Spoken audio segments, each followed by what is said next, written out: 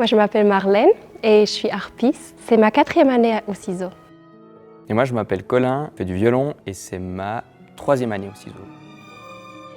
Alors moi, j'ai eu de la chance d'avoir des parents qui ont été d'accord de me soutenir beaucoup financièrement, mais j'avais de la chance de trouver des fondations. Puis après, il y a aussi une fondation à Bienne qui m'a soutenu pour l'achat de partitions, l'entretien de l'instrument, parce que ça coûte cher d'acheter des cordes.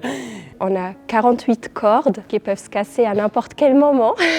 Et du coup, il faut toujours avoir des cordes de remplacement toujours prêts. D'acheter un set entier des cordes, c'est extrêmement cher. Selon les marques, ça peut coûter entre 1000 et 2000 francs. Pour le violon, il y a aussi les cordes qu'on change assez régulièrement, environ peut-être tous les 3-4 mois si on joue intensivement, ça s'use assez rapidement. Alors c'est pas aussi cher que le jeu de cordes pour les harpes, c'est pas des milliers de francs. Nous c'est environ 100 francs un jeu de cordes, ça fait quand même un certain coût tous les mois.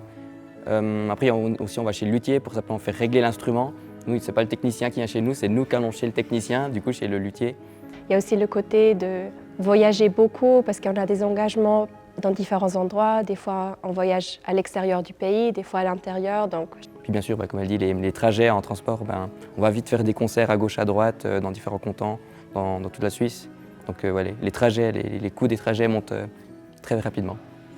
Moi, j'ai eu cette chance assez jeune de pouvoir directement gagner de l'argent en faisant des petits concerts, autant en jouant même qu'à des mariages, à des anniversaires.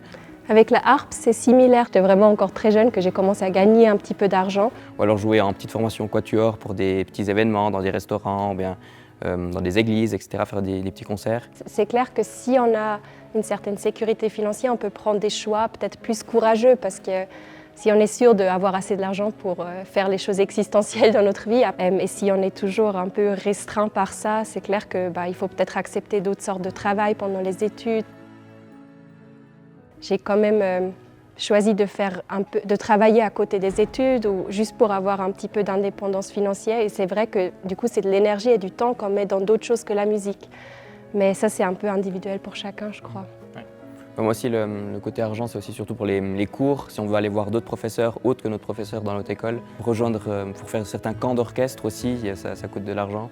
Sur le chemin plus professionnalisant, c'était peut-être de plus en plus d'engagement avec des orchestres différents, des orchestres professionnels, mais aussi un peu l'enseignement, où j'enseigne dans des écoles de musique.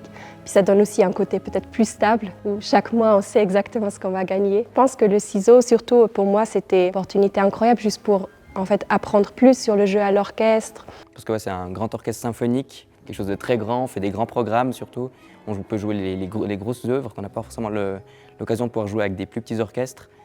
Et on rencontre surtout beaucoup de personnes, je pense. On a l'occasion de voir beaucoup de personnes dans toute la Suisse, d'autres musiciens de toute la Suisse. Donc on a les 4 langues principales, il y a même des gens qui parlent le romanche. Mais c'est vrai que la langue principale qu'on utilise pour communiquer, c'est l'anglais. De rencontrer d'autres musiciens que par la suite, ça peut finir dans d'autres projets musicaux. Puis sinon, là, je pense la langue universelle qu'on utilise au ciseau, surtout, c'est la musique pour pouvoir communiquer. C'est ce qui nous unit tous, en tout cas, tous les musiciens.